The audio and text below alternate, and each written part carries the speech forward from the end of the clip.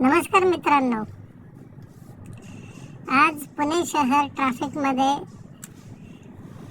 Jam झालेला आहे, अडकलेला आहे। आज 24 जानेवारी 2024 इथे पुण्यामध्ये रॅली चालू आहे आणि भरपूर लोक बाहेर निघालेले आहेत, काही अर्जंट कामासाठी तर काही नोकरीसाठी।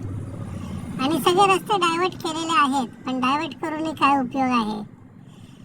जर रस्त्यावरती जाऊन थांबायचंच आहे, जर एखाद्या गाडीमध्ये एखादा पेशंट असेल, जो आपले श्वास मोजत असेल, त्या माणसाने करायचं काय? काय वाट पाहत बसायचं या ट्रॅफिकमध्ये कधी जीव जातोय? माझं एकच आव्हान आहे तुम्हाला जे करायचे ते करा।